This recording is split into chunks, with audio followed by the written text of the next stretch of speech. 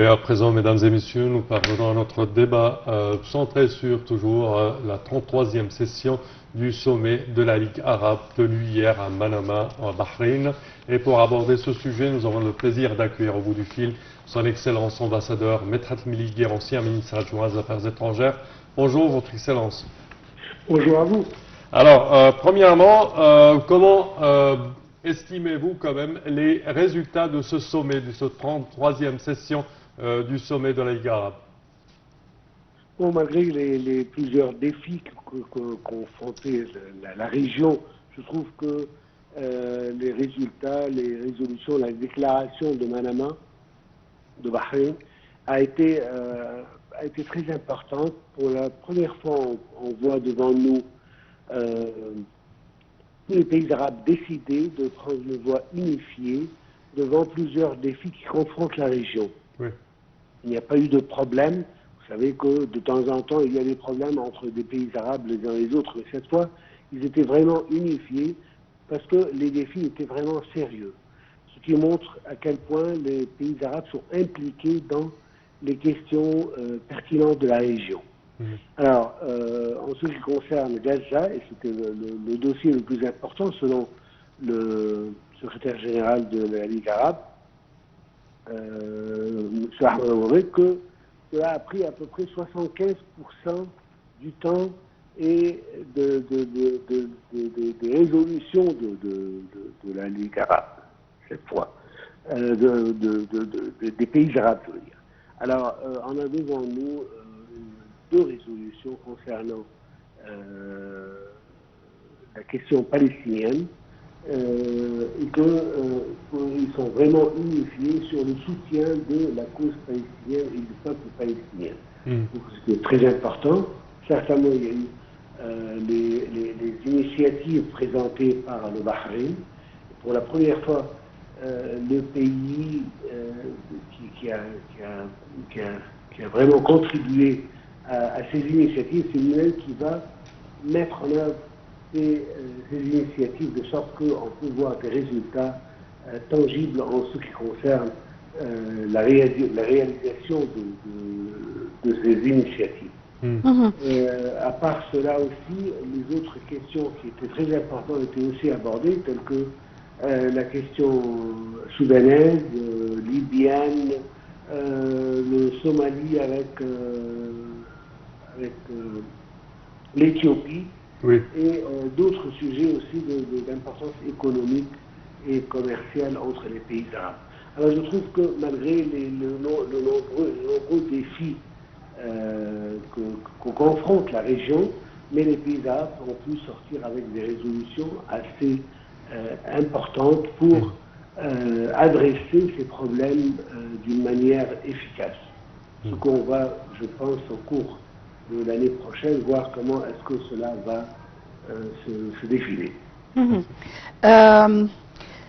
Au sommet, on a vu le président Abdel Fattah el-Sisi réaffirmer que l'Égypte va maintenir sa position ferme en parole et en acte en rejetant la liquidation de la cause palestinienne, le déplacement forcé des Palestiniens et la création des conditions qui rendent leur vie tout à fait impossible. Comment vous voyez ces déclarations qui se répètent toujours, mais qui se cognent au mur des idées de M. Netanyahou? Bon, je dois dire que l'Égypte avait un but assez important, c'est d'obtenir le soutien des pays arabes en ce qui concerne le conflit, notamment israélo-palestinien, avec le génocide perpétré par l'armée israélienne contre le peuple palestinien, et que l'Égypte est, devant tout le monde, c'est le pays le plus touché et le plus affecté par ces agressions. Et il était important que les pays arabes expriment d'une manière claire leur soutien pour tous les efforts qui sont faits par l'Égypte, ce qui donnera un poids aux efforts égyptiens. Alors, le président Sisi a été clair de montrer exactement le volume des défis que confronte l'Égypte dans ce dossier avec une armée et un gouvernement israélien d'extrême droite qui ne veut pas du tout entendre la raison la voix de la raison. Oui. Alors c'était important que les pays arabes s'unifient sur ce point, ce qui a été vraiment fait d'une manière claire avec le soutien des efforts égyptiens pour arriver à une solution pacifique si c'est possible. Malheureusement, jusqu'à maintenant, on n'a pas vu de la partie israélienne un ton sérieux pour essayer d'apaiser la situation. Au contraire, Israël essaye de son mieux d'agresser davantage. Oui, parce que Netanyahou, hier, il a fait des déclarations qui disent qu'il va intensifier les bombardements jusqu'à ce qu'il va anéantir complètement le Hamas. Exactement. C'est son but qui a été déclaré depuis le début de la guerre. Et soyons clairs ici sur ce point, que cela ne dépend pas exactement des efforts égyptiens, malgré qu'ils sont très importants et qui montrent et qui dénudent devant la communauté internationale la position israélienne qui ne pense qu'à accentuer, qu'à escaler cette guerre-là.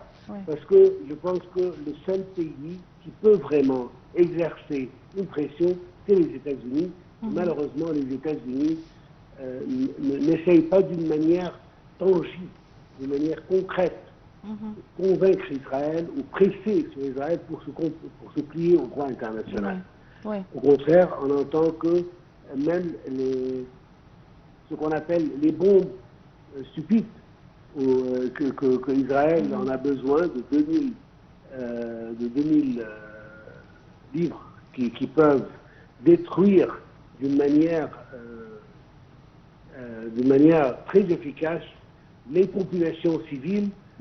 Israël en a besoin de ces bombes-là, et malgré que le président Biden veut arrêter pour quelques moments l'envoi de ces bombes, mais il y a une pression de son Parlement, du Sénat et du Congrès qui veulent envoyer ces bombes à Israël.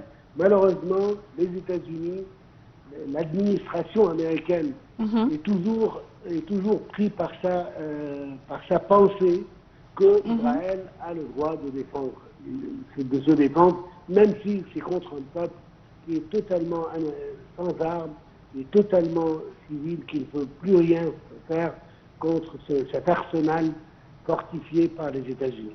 Il y a toujours le veto américain qui entrave la situation et qui fait stopper l'adhésion de l'État de Palestine aux Nations Unies. Malheureusement, oui, la dernière fois, mais cette fois, encore une fois, l'Assemblée générale a renvoyé la décision prise il y a quelques jours avec 143 votes pour